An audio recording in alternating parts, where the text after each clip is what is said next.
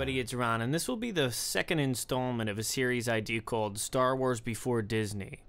The first book I covered was Boba Fett, Enemy of the Empire, so if you'd like to check that one out, head over to my Star Wars playlist. Thanks. This time I'm going to be talking about the comic book adaptation of Timothy Zahn's Heir to the Empire.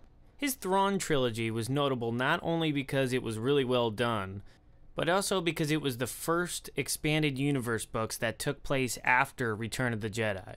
This must have been so exciting for fans to finally have a continuation of the saga after so long. I was too young at the time, so I don't remember it, but when I was a teenager and obsessed with Star Wars, I wanted more and more, so that's when I discovered the expanded universe. This was the first audiobook I listened to, but today I'll be going over the first issue of the comic book adaptation. This story was adapted by Mike Baron with art by Olivier Vatine.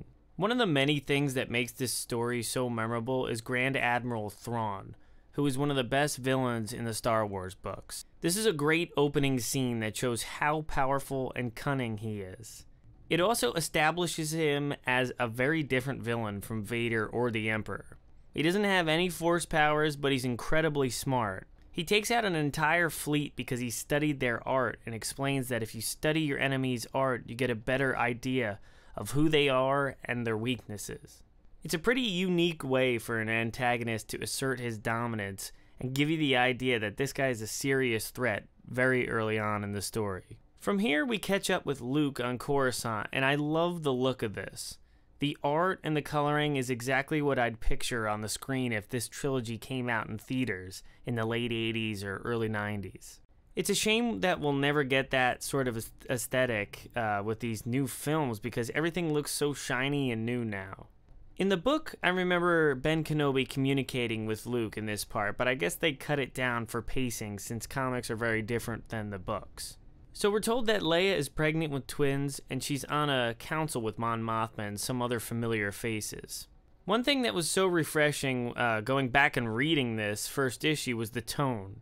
It's spot on for Star Wars. Thrawn isn't saying awful your mama jokes in the beginning during an attack. He's actually scary and makes you fear for the hero's safety once he puts his plan into motion. It's serious with a hint of humor here and there as well. There's also great characterization of Han that's so good I can hear Harrison Ford saying it in my mind. Luke is good here as well, and he's definitely that same wise Jedi we saw in Return of the Jedi. Aside from some catch up with our heroes, we're also introduced to Talon Karrde, who has taken over for Jabba the Hutt, and a mysterious woman named Mara Jade, who is working with him. I'm sure everybody watching this knows, but the character of Mara Jade goes on to be a fan favorite from the EU for years. The bulk of this issue is setting up Thrawn's plans, and he travels to a planet called Mirkur, where he plans on getting a species called the Salamiri. And then he travels to a place called Wayland to meet with a dark Jedi named Jaris Sabayoth. The cool thing about the Salamiri is that they have an immunity to the Force, and Thrawn uses that to his advantage with Sabayoth, who tries to kill them. Instead, Thrawn offers him two Jedi, Luke and Leia, and he agrees to join Thrawn. So yeah, it was really nice to go back and read this, and part of me is kind of mad that we don't get competent Star Wars like this anymore.